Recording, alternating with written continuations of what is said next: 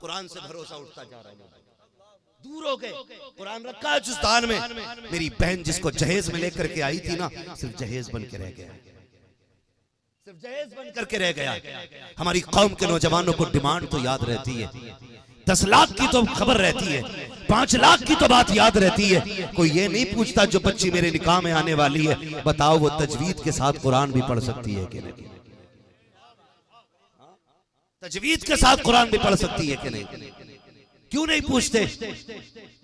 जानते हैं कि दुनिया में कुछ दिखेगा नहीं इसका फायदा, ये सोच लेते हैं। ये तो खाली आखिरत के लिए नहीं मेरे भाई, कुरान दुनिया और आखिरत दोनों के लिए, दोनों के लिए। हर जगह का मामला ऐसा है, 10-10 लाख 15-15 लाख की डिमांडें चल रही हैं। निकाह इतना मुश्किल कर दिया है, जैसे कहते हैं ना लोग, इतना मरना मुश्किल नहीं जितना लोगों ने जीना मुश्किल कर दिया है। ये कड़वी सच्चाई है, कड़वी सच्चाई है। पहले लोग मरने से डरते थे, अब जीने से डर लगता है, जीने से डर लगता है। मैं कहता हूं बेटों को मौलवी बनाओ, क्या फायदा होगा? 5,000 कमाएगा, 8,000 कमाएगा, 20,000 कमाएगा, बस ये सोच के बेटों को मौलवी नहीं बनाते। मैं कहता हूँ खुदा की कसम, अगर बेटे मौलवी हो जाएं तो फिर नूरे मुजस्सम की तरह सबके निकाह आसान होने लग जाएंगे। अगर इतनी कमाई वाला बंदा अगर दुनियादार हो ना, तो क्या क्या मांगता है? जनरेटर भी देना, एसी भी देना, इन्वर्टर भी देना, एक चलाने वाला भी देना, भैंस भी देना, भैंस को चराने वाला भी देना। इतनी कमाई अगर बंदे को हो जाए तो बेटी वाले का भेजा खा ले। लेकिन मैं मुबारकबाद पेश करता हूँ नूरे मुजस्सम को, भाई आपने जो ये नेक काम किया ना, ये जो नेक काम किया ना, निकाह सस्ता करके जमाने को बताया गया कि मोहम्मद से वफा तूने तो हम तेरे हैं, ये जहां चीज है क्या लोहो कलम तेरे हैं। आप निकाह आसान करो, वरना मुश्किल होता जा रहा है यार। बेटियों को पालना मुश्किल हो जाता है। जिसके घर में 4 बेटियां होती हैं, 3 बेटियां जिसके घर में होती हैं, उस बाप से पूछो कितना थक के शाम को आता है। कभी माथे पे पसीना, कभी आंख में आंसुओं के कतरे हुआ करते हैं। बेटियां खाना देती हैं, बाप खाने के लिए बैठता है, आधी भूख खा के उठ जाया करता है। फिर बेटियां पूछा करती हैं, अब्बा हो क्या गया, तेरी खुराक तो 5 रोटी थी, आज 2 रोटियों पे हाथ क्यों समेट लिया? बेटी का चेहरा देख के बाप चुपचाप उठ के चला जाता है। फिर अम्मी पूछा, माँ बेटियां पूछती हैं, अम्मी आज अब्बा ने आधा खाना क्यों खाया है? माँ रोने लग जाती है, कहती बेटी उसको ये फिक्र सता रही है, अल्लाह ने 3 बेटियां दी हैं, कैसे रुखसत किया जाएगा? अभी मैं रास्ते से गुजर रहा था, मैंने अमीर की बेटी की बारात देखी है, मैंने देखा है कि जहेज में दुनिया भर की दौलतें थी, उसमें भी बेटे वाले ताने दे रहे थे, दुनिया भर के खाने में आइटम थे, फिर भी लोगों की ज़बानें बंद नहीं हो रही थी। का इस फिक्र ने मार डाला है, अगर खाने में कमी हो गई तो पूरी जिंदगी मेरी बेटियों को ताने दिए जाएंगे। अगर जहेज में कमी हो जाएगी, मेरी बेटी दुनिया में कैसे जिएगी? ये फिक्र बाप को मार देती है। और हम कहते हैं हम जी ठेकेदार हैं, हम प्रधान हैं, 15 लाख नहीं मिले तो नाक कट जाएगी, 20 लाख नहीं मिले तो मूंछ का चिराग बुझ जाएगा। आग लगे ऐसी नाक और ऐसी मूंछ को जो गरीबों का जीना हराम कर रही है। ओ खुदा की कसम, ला बेटियां उठा करके, किसकी बेटी नबी की बेटी से बड़ी है, ला उठा करके, जिसके घर में अली जैसा दामाद आया हो। फिर बता मुझे किसने क्या दिया है और किसने क्या लिया है? अली ने बता दिया था, जिसको नेक बीवी मिल जाए उसे सब कुछ मिल जाता है, और नबी ने कह दिया था, जिसको अली जैसा दामाद मिल जाए उसे सब कुछ मिल जाता है।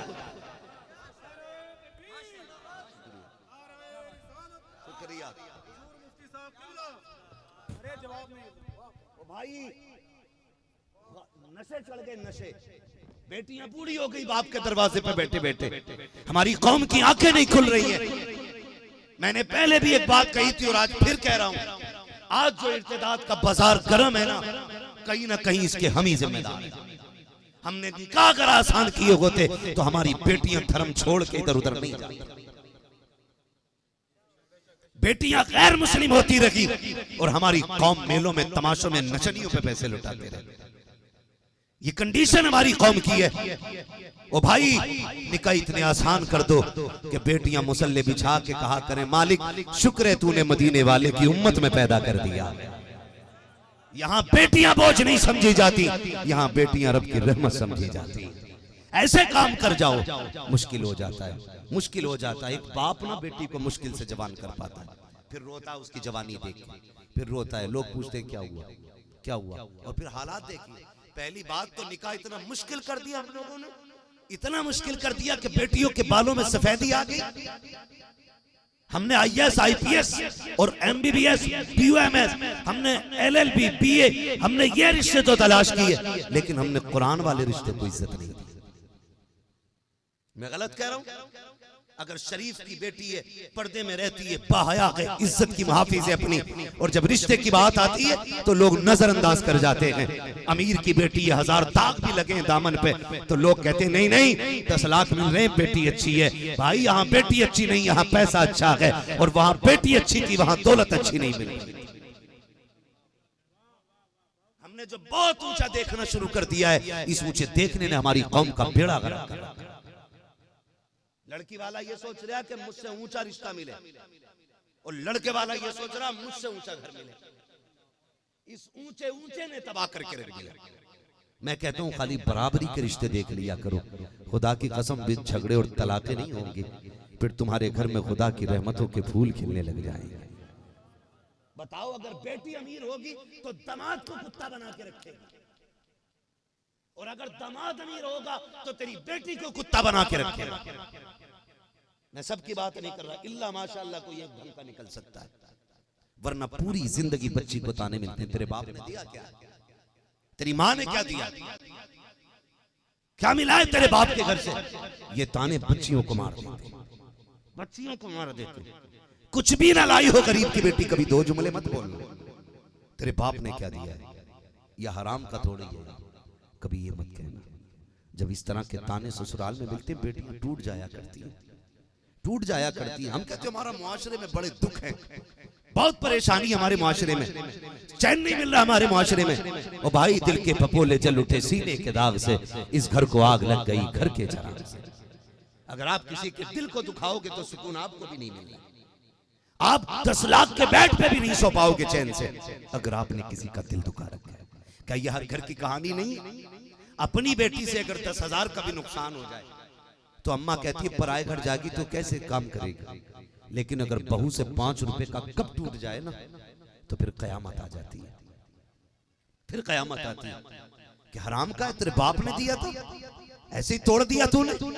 तेरे बाप की औकात क्या थी? उसने तो वादा किया था कि हम तुम्हें 50 जोड़े देंगे, तेरे बाप ने 20 जोड़े देके डाल दिया। उसने 10 जोड़े सेट कपड़ों के बताए थे, 10 सेट उसने बर्तनों के बताए थे, 4 बर्तन लेके आई थी, उसमें भी तोड़ फोड़ शुरू कर दी है। जब इस तरह के ताने बेटियों को मिला करते हैं तो बेटियां रात को बिस्तर पे जब लेटा करती हैं, शाम को शोहर आता है, उसके पैरों में बैठ के कहती है मेरे सरताज तुम चाहो तो जूतियों से मार लो, जिस चाहो जैसे चाहो सजा दे लो, लेकिन अपने घर वालों से कह दो मेरे बाप की गुर्बत का ताना न दिया करें, उसकी दौलत का ताना न दिया करें। इन्हें क्या पता है कितने लोगों के धक्के खा के उसने 4 बर्तन कमाए थे, ये क्या जाने कितने लोगों की गालियां सुनी थी, तब जाकर के 4 कपड़े खरीद के लाया था मेरा बाप। कई लोगों के उसने ताने सुनिए थे, और रातों को देर से आता था, उसने पैर की जूतियां नहीं खरीदी, बदन के कपड़े नहीं खरीदे, सर का ताज नहीं खरीदा, फटी टोपी पहनता रहा, टूटे चप्पलों को सिलवा के पहनता रहा, फटे कपड़ों में जिंदगी गुजार दी ताकि बेटी को इज्जत से रुखसत कर सके। तुम्हें क्या पता है कितने दिन उसने दुख में काटे हैं, तब जाके तेरी बारात को सुख का निवाला खिलाया था। मेरे बाप को ताना न देना, जितना चाहो मार लो। जब बेटियां तड़पा करती हैं तो याद रखना प्यारे, कोई देखे न देखे खुदा देख रहा है, खुदा देखता है। और जब बेटियां रोती हैं तुझे इसकी खबर हो न हो, मदीने वाले को पहले हो जाया करती है। आवाज आती है मदीने से, खंजर चले किसी पे, तड़पते हैं हम अमीर, सारे जहां का दर्द हमारे जिगर में।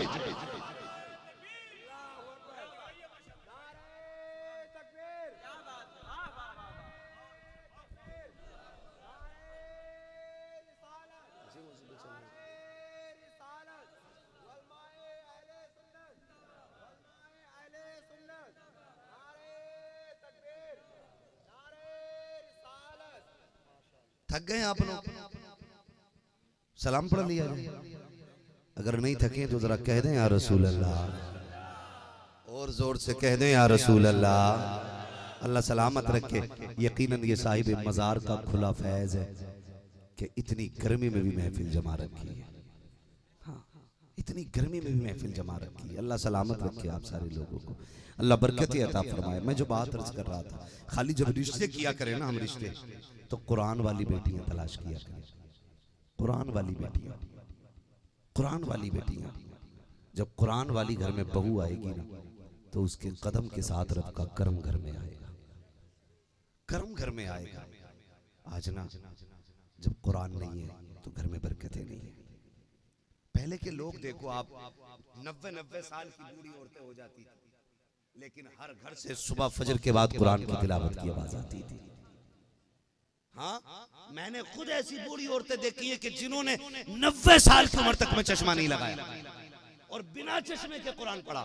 जब उनसे पूछा गया राज क्या, कहने लगे जब से होश संभाला है हमने कुरान पढ़ना नहीं छोड़ा है। पता ये चला पाबंदी से कुरान पढ़ता है उसकी नजर कमजोर नहीं होती, नजर कमजोर नहीं होती है। जिसकी जिंदगी सीरियल पे गुजर गई, 20 साल में चश्मा लग गया, 20 साल में ये मोटे लेंस का चश्मा, क्या हो गया? का घर में टीवी लगी थी ना, तो उसी के आगे तकिए डाले ठुड्डी बनाए बैठे रहते थे। आज आंखों की रोशनी चली गई। मैं कहता हूं आंखें कमजोर हो रही हो तो ममीरा बाद में लगाया करो, कुरान पहले पढ़ लिया करो। ममीरा लगाने से वो आंख में रोशनी नहीं आएगी, जो कुरान की तिलावत से आंख में रोशनी आ जाती है। आदत बनाए। तो पहले की औरतें कुरान पढ़ती थी, लेकिन अब कुरान आता है, आता है। जिस शौहर को सुबह ड्यूटी पे जाना है, वो बीवी से उठा के कहता है ना कि नाश्ता बना दे, उसने कहा तू 3 बजे सोया तो मैं 4 बजे सोई, मेरी नींद पूरी नहीं हुई है, जा या तो खुद बना ले या होटल से लेके खा लेना। ये कंडीशन है घरों की। ओ भाई, घर के अंदर बीवी लेके आइए, बेवा मत लेके आइए। बीवी लेके आइए, बेवा मत लाइए। बीवी वो होती है जिसे शौहर की फिक्र होती है, और बेवा वो होती है जिसे किसी की फिक्र ही नहीं होती। तो जो कुरान वाली औरतें होती हैं, वो फजर में उठती है, मुसल्ला बिछाती हैं, नमाज पढ़ती हैं, फिर कुरान पढ़ती हैं, और उसके बाद अपने घर वालों के लिए खाने पीने का इंतजाम करती हैं। फिर जब कोई औरत कुरान पढ़ के खाना बनाती है ना, तो अल्लाह उसके हाथों में बरकत अता फरमा देता है, हाथों में बरकत अता फरमा देता है। हाँ, जिसके सर पे दुपट्टा नहीं, जिसे कुरान नहीं आता, आटे में हाथ डाल दिया, बिना वजू के चूल्हा जला दिया, बगैर अल्लाह का नाम लिए खाना पकाने बैठ गई। बताओ उस खाने को खाने के बाद किसका बेटा वली होगा, किसकी औलाद वली होगी? जिस खाने पे एक बार बिस्मिल्लाह नहीं पढ़ी गई, नंगे सर जिस खाने को बनाया गया, फिर उस घर के अंदर वली पैदा होंगे, सलाहुद्दीन अय्यूबी पैदा होंगे? नहीं। अपने घरों के अंदर बहन बेटियों से कहो कि कोई भी खाना बिना बिस्मिल्लाह के नहीं बनाना है। जब भी दस्तरखान पे लगाया करो, पहले हुजूर पे दुरूद पढ़ा करो, फिर खाना निकाला करो। अल्लाह एक एक लुकमे के अंदर इश्क़ रसूल की कशिश पैदा फरमा दे। लेकिन ये कब होगा? जब हमारी बहन बेटियां पढ़ी लिखी होंगी, पढ़ी लिखी होंगी। हमने कुरान को इज्जत ही नहीं दी। हम तो ये कहते हैं भाई बीए पास है कि नहीं, बेटी ने कुरान पढ़ा के बस खाली कुरान ही पढ़ाया, खाली समझ रहा है इसको। मर गया ना तो यही कुरान काम आएगा। तेरी IAS IPS बीवी तेरे काम नहीं आएगी, यही कुरान काम आएगा और इसी का पढ़ना काम आएगा। लेकिन हमने जो तरजीह दी है ना, सारी खाली डिग्रियों को तरजीह दी है। सोचे जरा, हुजूर का जमाना है, दीनदारी किसे कहते हैं, हुजूर का जमाना है। शोहर परदेश जाने लगा, कहने लगा शरीक हयात मैं परदेश जा रहा हूँ, इतना सा काम करना है कि मेरी इज्जत की हिफाजत करनी है। क्या करना है? क्या करना है? मेरी इज्जत की हिफाजत करनी है। क्या करना है? मेरे सरताज का मेरी इजाजत के बगैर मेरी चौखट से कदम नहीं निकालना। समझ गए इतनी बात? मेरी इजाजत के बगैर मेरी चौखट से कदम नहीं निकालना। आज का माहौल क्या है? मियां गए कमाने, बीवी गई लुटाने। हाँ, ये सच्ची बात है। कुछ लोग इसलिए भी चुप बैठे कि ये बात मेरे पे सच्ची ना हो जाए। तहकीक करना, ये कमाई में बेबरकतियां की। कह के गया कि जब तक मैं ना जाऊं, मेरी इजाजत के बगैर घर से कदम ना निकाले। शोहर गया, चंद दिन गुजरे, इत्तेफाक से दरवाजा बजा। अंदर से आवाज आई, कौन है? कहा तेरा भाई हो। कहा क्यों आए हो? कहा अब्बा ने बुलाया है, तबीयत बहुत खराब है। बच्ची ने कहा भाई मजबूरी है, मेरे शोहर ने मना किया है, उनकी इजाजत के बगैर मैं घर से कदम नहीं निकाल सकती। सुने कान खोल करके, अंदाजे बयां मेरा बहुत शौक नहीं है, शायद कि उतर जाए तेरे दिल में मेरी बात। ये चंद दिन की वावा बख्शिश का सबब नहीं बनेगी। अल्लाह करे किसी एक घर में अगर हया के पर्दे जम गए ना तो समझ लेना आपका बुलाना कामयाब, मेरा आना कामयाब हो गया। कहा कि मेरे शोहर ने मना किया है। भाई ने कहा अब्बा का हुक्म था, मैं इसलिए चला आया। कहा जाके कह देना मेरे बाप से कि महबूब ने फरमाया कि अगर खुदा के बाद किसी को सजदा करने की इजाजत होती तो मैं बीवियों को हुक्म देता कि वो अपने शोहर को सजदा करें। मैं उसकी इजाजत के बगैर घर से नहीं निकलूंगी। ये कह के ना भाई को रुखसत कर दिया। चंद दिन गुजरे, तबीयत ज्यादा सीरियस हुई। बाप रोने लग गया। कहा लख्ते जिगर नूरे नजर, एक बार और चला जाना, मेरी बेटी से जाके कह दे बाप के आखिरी अय्याम है, हो सके अगर बात करना चाहती है ना तो आके बाप से मुलाकात कर ले, हो सकता है तुझसे बात हो जाए, वरना अगर अब ताखीर की तो शायद कभी जिंदगी में बाप का चेहरा ना देख पाए। ये कह के बेटे को भेजा गया। बेटा फिर दरवाजे पे आया। बहन ने फिर आवाज दी, कौन आया? कहा तेरा भाई आया है। कहा अब किस लिए आए हो? कहा भैया अब्बा चंद लम्हों के मेहमान है, आखिरी लम्हे में तुझे देखना चाहते हैं। बच्ची रोने लग जाती है। कहा मेरे भाई अगर शोहर की इजाजत होती पूरी जिंदगी बाप के दरवाजे पे बैठ के गुजार लेती, लेकिन माफ कीजिएगा मेरे शोहर ने इजाजत नहीं दी है और मैं सिर्फ अपने अरमान की खातिर, अपने बाप की खुशियों की खातिर मुस्तफा की शरीयतों की हदों को नहीं तोड़ सकती हूँ।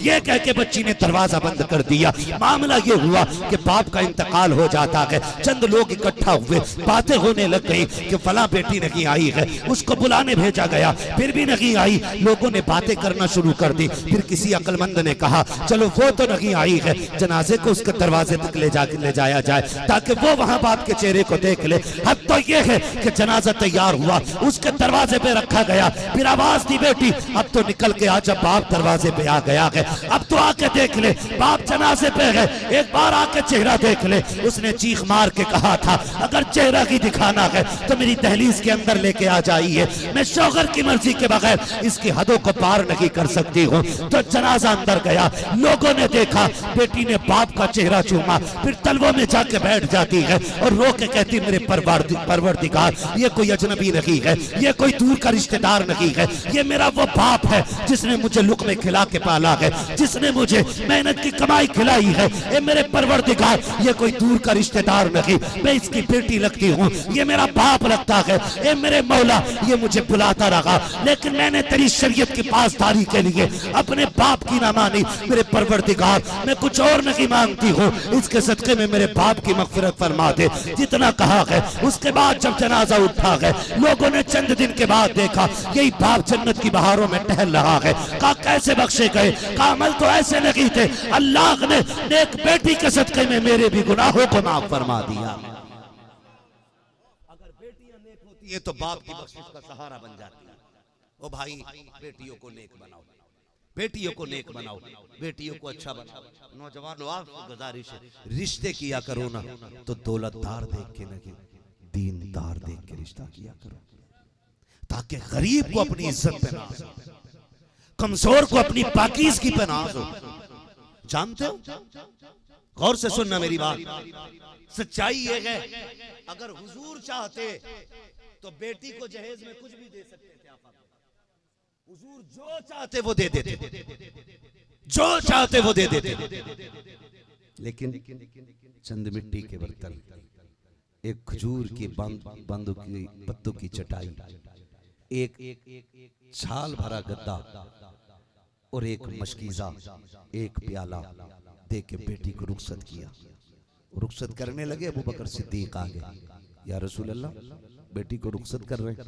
अबू बकर को नहीं बताया, क्या करते? कहा मेरी कोशिश ये थी कि जैसे शान वाले बाप की बेटी है ना तो वैसा जहेज भी शान वाला दिया जाता। ये कौन कह रहे हैं? अबू बकर सिद्दीक कह रहे हैं। हुजूर फरमाते हैं अबू बकर मैं चाहता अपनी बेटी को हीरे जवाहरात दे देता, लेकिन जानते हो मैंने इसलिए अपनी बेटी को चंद मिट्टी के बर्तन दिए गए ताकि कल अगर अमीर की बच्ची अपने जहेज पे नाज करे तो गरीब की बेटी मुस्तफ़ा जाने रहमत की सुन्नत पे नाज करने लग जाए। सिर्फ इसलिए कहते मैं खाली हाथ भेज रहा हूँ। जानते मेरे महबूब के पास क्या कमी थी? बताइए। दो जहां की नेमतें हैं उनके खाली हाथ में। भाई कायनात के खजानों की चाबियां नबी को दी गई, लेकिन महबूब अपनी जूता सिल रहे हैं खुद बैठ करके, जूता सिल रहे हैं खुद बैठ करके। उम्मुल मोमिनीन आयशा सिद्दीका कहती है या रसूल अल्लाह अपना जूता खुद सिल रहे हैं। मुस्कुरा के कहते हैं हाँ आका मुझे दे। फरमाया आयशा मैंने हुकूमत करके दुनिया को दिखाई है, बादशाहत करके दुनिया को दिखाई।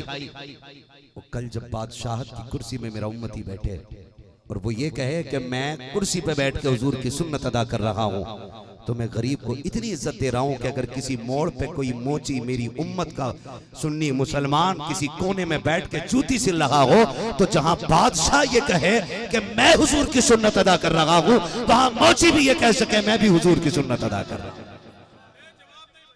मैं भी हुजूर की सुन्नत अदा कर रहा हूँ।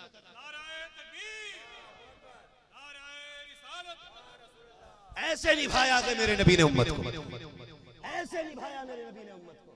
आज घरों में निभाना तैयार नहीं है, घरों में निभाने के लिए बंदा तैयार नहीं है। सगी बेटी को 4 व्हीलर देते वक्त ये नहीं सोचता कि कल सगी भतीजी को क्या दिया जाएगा। हाँ स्टैंडिंग में खाना दे करके 4 व्हीलर दे करके अपनों के बीच बैठ के कहता जी बड़े सुख में बीत गई शादी। ओ यार तूने 4 व्हीलर दे करके अपने भाई की मुश्किलें बढ़ा दी। अब वो हिसाब लगा रहा है कि भाई ने 4 व्हीलर दिया 8 लाख की, कम से कम 4 लाख की मैं भी दे पाऊं, लेकिन इतना कमजोर है नहीं दे पा रहा है। अगर नहीं देता है तो नाक कटती है, देने के लिए कुछ है नहीं। तो तेरी एक 4 व्हीलर की वजह से भाई की कितनी बेटियों के बाल सफेद होंगे, कोई हिसाब लगाया हमने? वो कहा था ना शहादत कहे उल्फत में कदम रखना के लोग आसान समझते हैं मुसलमान होना। वो भाई खाली टोपी लगा लेना इस्लाम है, खाली कुर्ता पजामा पहन करके ईद का सलाम कर लेना इस्लाम है?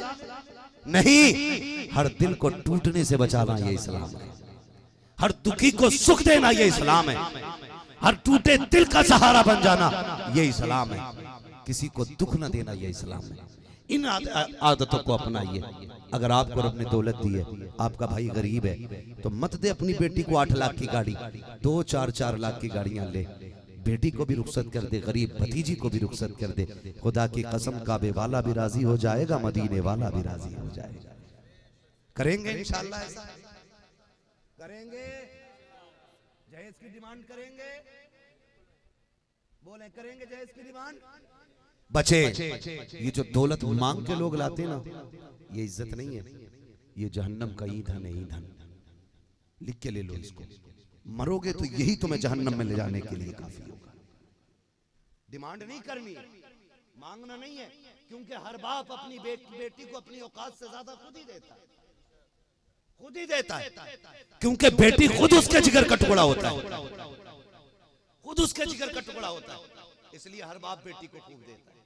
तो आप जो है ना डिमांड बढ़ा करके किसी की मुश्किलें ना बढ़ाएं, किसी की मुश्किलें ना बढ़ाएं। अल्लाह करे जब आप इसी तरह उर्स सजाया करें ना, तो इसी तरह हुजूर की महफिलें सजाया करें, ताकि हमारी कौम को एक सच्चाई का पैगाम पहुंचे। आज नहीं, कल नहीं, परसों नहीं, आने वाले वक्त में कभी ना कभी किसी के दिल में तो तब्दीली आएगी। कोई तो हुजूर की गुलामी का हक अदा करेगा, कोई तो ऐसा नौजवान होगा जो बिना डिमांड के सस्ती शादी करके गुंबदे खजरा की तरफ मुंह करके कहेगा या रसूल अल्लाह मैंने एक बेटी का निकाह आसान करके गुलामी का हक अदा कर दिया। कम से कम इतना तो होगा ना कोई। इसलिए ये महफिलें सजाई जाती है ताकि कोई बात किसी के दिल से लगे और हमारा मुआशरा बेहतर होता चला जाए, हमारी सोसाइटी बेहतर होती चली जाए। कई बार ना नौजवान उर्स के मौके पे कव्वालियां करते, तमाशे करते, और फिर उसके नतीजे में कोई फायदा नहीं निकलता है। रात भर कूदे फांदे, कुछ नहीं निकला। अल्लाह तौफीक देना। तो जो नाजायज जगह लोग खर्च करते, उसी पैसे से किसी कपड़े को लेकर के आना, 1 जोड़ी 2 जोड़ी 10 जोड़ी कपड़े लाना, और फिर अपनी बस्ती में गरीब तलाश करना। कितनी ऐसी बच्चियां हैं जिन्होंने साल भर से कपड़े नहीं बनाए हैं, कितने ऐसे गरीब बाप हैं जो 2-4 साल से टूटी हुई जूतियां पहन लगे हैं। लोगों की टोपियां देखना किसकी फट गई हैं, पैबंद लगे हैं, किसके कपड़े सिलाई से उतरे हुए हैं, वो जोड़ा उठा के उन गरीबों में दे देना। खुदा की कसम मज़ार वाले की तरफ से अगर दोगे, मज़ार वाला भी राजी हो जाएगा, मदीने वाला भी राजी हो जाएगा। लेकिन हम इन असल चीज़ों पे ध्यान नहीं करते, इन ओरिजिनल चीज़ों पे हमारा ध्यान नहीं है। हम तो ज़्यादातर लकीर के फ़कीर हैं, कूट पिटाई में ज़्यादातर लगे रहते हैं, जिसमें वाह ज़्यादा होती है वो काम ज़्यादा करते नहीं। फरमाएगा या अय्युहल्लज़ीना आमनुत्तक़ुल्लाह व कूनू मअस-सादिक़ीन, ऐ ईमान वालो अल्लाह से डरो और सच्चों के साथ हो जाओ। डरो, डरने का मतलब क्या? जिन चीजों से अल्लाह ने रुकने का हुक्म दिया उनसे रुक जाओ, और जो करने का हुक्म दिया फिर वो करो। जब आप ऐसा करेंगे तो फिर अल्लाह आपको तकवे का नूर अता फरमाएगा, और जब आप नेकी वाले हो जाएंगे ना, फिर फरमाया वकूनू माअस-सादिक़ीन, अब सच्चों के साथ हो जाओ, अब सच्चों के साथ हो जाओ। क्या मिलेगा? का तुम सच्चों के साथ हो जाओ, मैं शैतान को तुम्हारे करीब भटकने भी नहीं दूंगा, शैतान तुम्हारे करीब नहीं आएगा। वरना कई बार नेकियां करके ख्याल आ जाता मैंने इतना बड़ा नेक काम किया है, मैंने इतना बड़ा नेक काम किया है, और नतीजतन सारी नेकियां खत्म हो जाया करती है, कोई फायदा फिर उस नेकी का हमें नहीं मिला करता है। आप अल्लाह वालों के साथ हो जाओ। अल्लाह वालों की चौखट से कुछ बदमज़हब लोग कहते हैं कि वलियों से क्या मिलता है, हम तो फिर भी इंसान हैं। आप पढ़े असहाबे कहफ का वाकया, कुत्ता उनके दरवाजे पे 300 साल बैठा रहा, 300 साल तो कुत्ता उनके दरवाजे पे बैठा रहा। फिर 300 साल के बाद अल्लाह ने उसको भी उनके साथ उठाया। यहाँ तक कि कुरान में जहाँ असहाबे कहफ का तज़किरा है, वहीं पे कुत्ते का भी तज़किरा किया गया है। हैरत की बात है, वो कुत्ता हो के उसका जिक्र कुरान में आ गया। बताओ, अगर कुत्ता वलियों के साथ बैठे तो नाम कुरान में आ जाता है, अगर उम्मती हो के वलियों के साथ बैठे तो नाम जन्नत में नहीं आ सकता। इसलिए वलियों से मोहब्बत करें, इंशाअल्लाह अज़ीज़ हम गुनाहगारों का नाम भी जन्नत में आएगा, वलियों के साथ आएगा। इसलिए वलियों के साथ रहने का हुक्म दिया गया है, उनसे मोहब्बत करने का हुक्म दिया गया है, उनसे प्यार करने का हुक्म दिया गया है। हम अहले सुन्नत हैं, बरेलवी लोग हैं, हमारा शिआर यह है कि हम वलियों से प्यार करते हैं, हमारी पहचान ये है कि हम वलियों से प्यार करते हैं।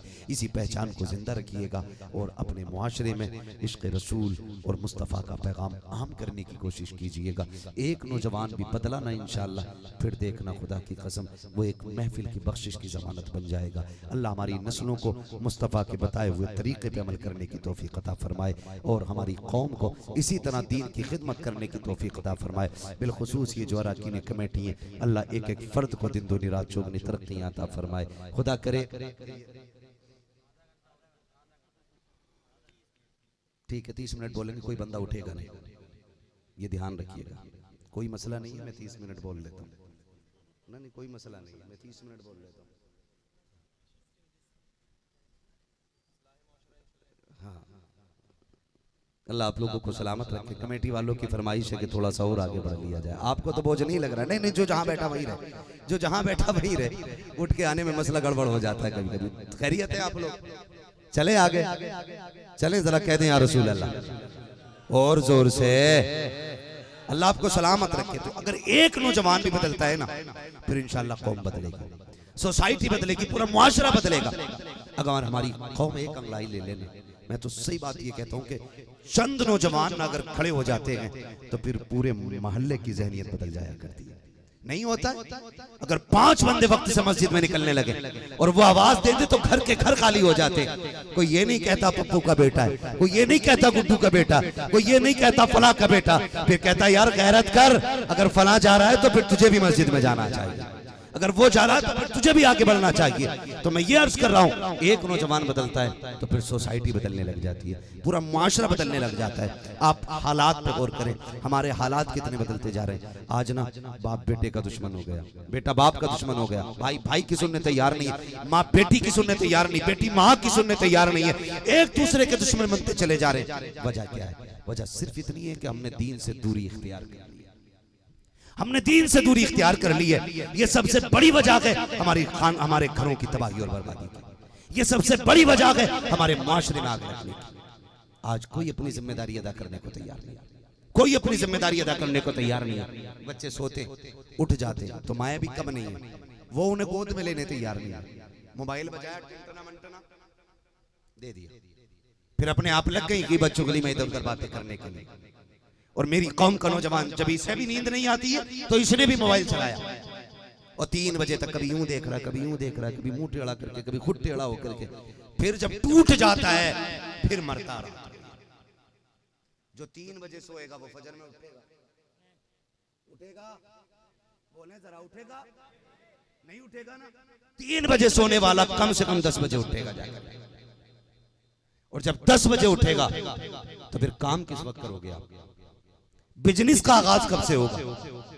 क्या करेंगे हम लोग? आज अपनी जिम्मेदारी कोई पूरी करनी तैयार। महबूब ने फरमाया था जल्दी सोया करो और जल्दी उठा करो। करते हैं आपको मैं मिसाल के तौर पे एक बात बता दूं, हम कलमा पढ़ने वाले लोग रात के 1 बजे तक हमारी गलियों में नौजवान टहलते रहते हैं।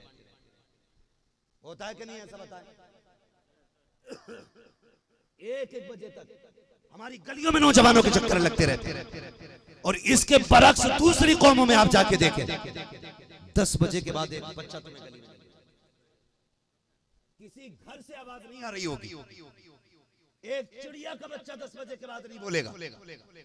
और हमारी कौम का नौजवान 10 बजे के बाद तो खाना खाने निकलता है। ये है, ये जिएगा 60 साल। 10 बजे के बाद खाना खाने निकल रहा है, 12 बजे लौट करके आ रहा है। क्या करके आए हो भाई? कि कुछ नहीं, बस थोड़ा टहलने गए थे। टहलने गए थे। उन कौमों को देखो जिनका आईन, जिनका तरीका जिंदगी हमसे मजबूत नहीं है, लेकिन अमल में वो हमसे मजबूत होते जा रहे हैं। उनके बच्चे जल्दी सो जाते हैं और जल्दी उठ जाते हैं, और तुम्हारे बच्चे 1 बजे सोते हैं, 2 बजे सोते हैं, 11 बजे उठ रहे हैं, 10 बजे उठ रहे हैं। और जो बिजनेसमैन है उनका भी नुकसान है, जो स्कूल वाले हैं उनका भी नुकसान है। अच्छे स्कूलों की तालीम जल्दी शुरू हो जाती है, घटिया स्कूलों की तालीम 10 बजे आगाज होता है। हमारे बच्चे रात को देर से सोने की वजह से, सुबह को देर से उठने की वजह से टोकरी के स्कूलों में एडमिशन कराते हैं, ताकि कल जब हमारा दिन निकले तो हम टाइम से स्कूल जा सके। वहां खिचड़ी खा के, भदरी खा के लौट आते हैं, फिर ये कहते कौम आगे नहीं बढ़ रही है। याद रखिए, जाहिलों के मुकद्दर में कभी तरक्की नहीं होती है। आगे बढ़ना है तो तुम्हें काबिल बनना पड़ेगा, कामयाब बनना पड़ेगा, अच्छी तालीम हासिल करनी पड़ेगी, अपने बच्चों को वक्त से सुलाना पड़ेगा, वक्त से जगाना पड़ेगा। जब बच्चे अच्छी तालीम हासिल करते हैं फिर वो इंटरव्यू में खारिज नहीं किए जाते हैं, फिर वो एग्जाम में नहीं निकाले जाते हैं। मेहनत करना तुम्हारा काम है, कामयाबी देना ये खुदा का काम। क्यों नहीं पढ़ना चाहते हैं? और हम अपनी नाकामियों का जिम्मेदार जो है ना, वो गवर्नमेंट को ठहराते हैं। ये सबसे बड़ा झूठ और सबसे बड़ा इल्जाम है। ये निकम्मे लोग हैं जो ये कहते हैं हम मुसलमान थे इसलिए निकाल दिए। ये सबसे बड़ा इल्जाम है। मैं तो खुल के कहता हूं, मैं कहता हूं तुम किसी मर्ज का इलाज बन जाओ, मरीज खुद ब खुद तुम्हारे दरवाजे तक आएगा। अरे तुम 2 कौड़ी के खुद कुछ ना बन सके, इल्जाम दूसरों को देते हो। अब्दुल करीम नाम देखा तो निकाल दिया, अब्दुल रहीम देखा तो निकाल दिया। मैं कहता हूं यार तुम खाली नाम की बात कर रहे हो, कई मौलवी IAS बन के IAS की कुर्सी पे बैठे हुए हैं, पूरी दाढ़ियां उनके पास है, चेहरे सुन्नत वाले, और IAS IPS की कुर्सी पे हैं। उन्हें देख के सबक हासिल करो कि कुर्सियां दलालों के लिए नहीं है, कुर्सियां मेहनती लालों के लिए है। आप मेहनत करें। हैं? पढ़ता पढ़ाता कुछ नहीं है, रात भर PUBG खेलेगा, 4 बजे तक मोबाइल चलाएगा, सुबह को बाबा से कह रहा दम कर दो, तो जिसने पूरी रात दम किया वो क्या दम करेगा? है ना भाई? ये बताइए, जिसकी खुद रात भर की नहीं उतरी भांग, वो तेरे बेटे को क्या फायदा पहुंचाएगा? बताओ। अगर खाली दम दुरूद से सब IAS IPS बन जाते ना, तो सबसे आगे मौलवियों के बेटे IAS होते, क्योंकि वो रोज कलम पढ़ के दिया करते। मेहनत भी कोई चीज होती है, मेहनत जब तक मेहनत नहीं करेंगे हम कुछ नहीं बन सकते। इसलिए मेहनत जरूरी है, मेहनत करें, तालीम पे मेहनत करें। मैं तो इस कमेटी से कहूंगा, ये कमेटी सिर्फ आज के उर्स की कमेटी नहीं होनी चाहिए। है ना कमेटी वाले सारे बैठे? हाथ उठा के बताएं कितने लोग कमेटी वाले यहाँ बैठे हैं? है ना भाई? आप भी कमेटी में? ठीक है, सारे कमेटी वाले। आपसे एक बात और कह के जाओ, एक काम करना, खाली ये कमेटी उर्स की कमेटी नहीं रहनी चाहिए, ये कमेटी हुजूर की उम्मत की कमेटी बननी चाहिए, उम्मत की कमेटी बननी चाहिए। एक उर्स कराने के लिए आपने मेहनत की है ना, मेहनत अपना घर से तो नहीं लगाया होगा सारा, मेहनत की है, कोशिश की होगी, भागदौड़ की होगी, तब जाके एक रात का जलसा सजाया है।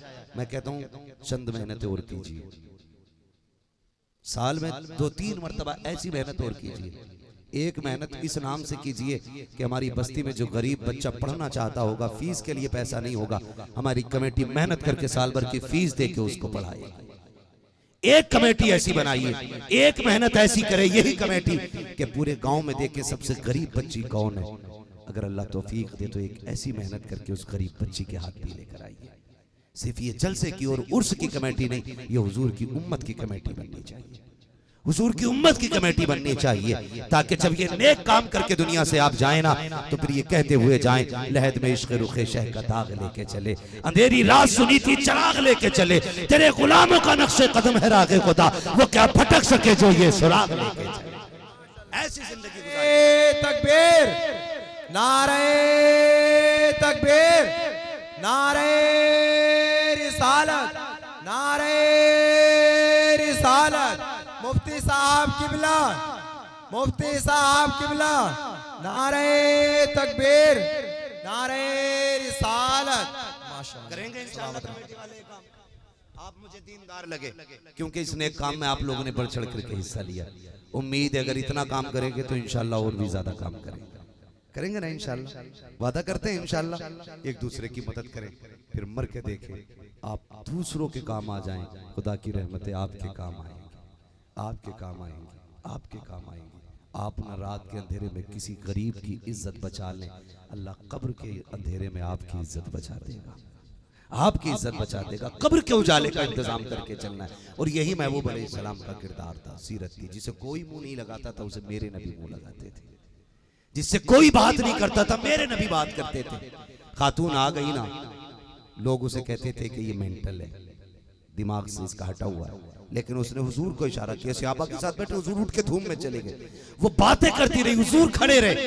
सहाबा कहते हैं हम हैरत से देखते रहे। जब वो चली गई ना तो हुजूर के पास सहाबा आए, या रसूलुल्लाह इससे कोई मुंह नहीं लगाता और आप धूप में अपना इतना कीमती वक्त देते रहे। मुस्कुरा के कहने लगे जिसे कोई मुंह नहीं लगाता उसे आमिना का लाल मुंह लगाया करता है।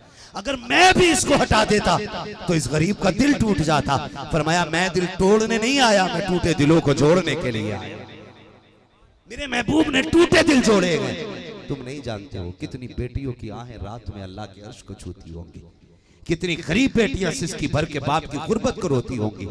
आपसे इतनी सी गुजारिश है, आप अपनी बेटी को जहेज देना तो ज्यादा तमाशा ना करना, दिखावा ना करना, चौक में रख के मत दिखाना कि सेठ ने इतनी अलमारियां दी हैं, इतना बेड दिया गया, इतना फलाना डिमाका ये दिया है, मत दिखाना। इसलिए कि तेरे जहेज को देखने के लिए सिर्फ अमीर नहीं आते हैं, कितने फाके करने भी आया करते हैं, कितने फाके वाले भी आया करते हैं, कितने रक्शे चलाने वालों की बेटियां आती, कितने मजदूरों की बेटियां आती हैं। तेरी बेटी का जहेज देख के उनके दिलों में हसरत जागी और उनका बाप हसरत पूरी ना कर सका ना तो वो जीते जी मर जाएंगी।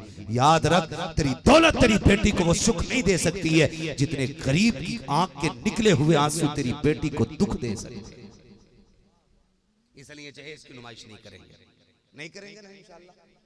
जो भी देंगे आंखें बंद करके, मुट्ठी बंद करके अपनी बेटी को देंगे। न दिखाना है, न तमाशा करना है, न किसी के सामने रियाकारी करनी है। आपकी अपनी बेटी है, जो चाहो दे दो, कोई रोकने वाला नहीं है। दिखाने का क्या मतलब है? यही चाहते हो ना कि चंद दिन बातें हो जाएं, चौक में कोई कहे फलाने देखो क्या क्या दिया है, कितना कीमती जहेज दिया है, बेड देखने का था, कपड़े देखने थे, सिर्फ इतनी वाहवाह के लिए, सिर्फ इतनी वाहवाह के लिए नहीं यार। ये चंद दिन बाकी रहेगी, फिर खत्म हो जानी है। और जिंदगी ये लंबी जिंदगी है, 60 साल जिंदगी, 70 साल जिंदगी। एक तरफ से देखा जाए तो जिंदगी कुछ भी नहीं है, दूसरी तरफ से देखा जाए बड़ी लंबी जिंदगी है। इसको कदम कदम पे संभाल के रखना है, एक एक लम्हा संभाल के रखना है। किसी की आह लेके दुनिया से न जाना, किसी की बद्दुआ लेके न जाना, हो सके तो टूटे दिल की दुआ लेके चले जाना। तुम कब्र में बाद में पहुंचोगे, मदीने वाला आपकी कब्र में पहले तशरीफ ले आए। कम से कम ऐसा इंतजाम कर जाए कि हुजूर आपकी कब्र में तशरीफ ले आए। ये काम सबसे ज्यादा जरूरी है, ये काम सबसे ज्यादा जरूरी है कि हम अपनी कब्र का इंतजाम करके चलें।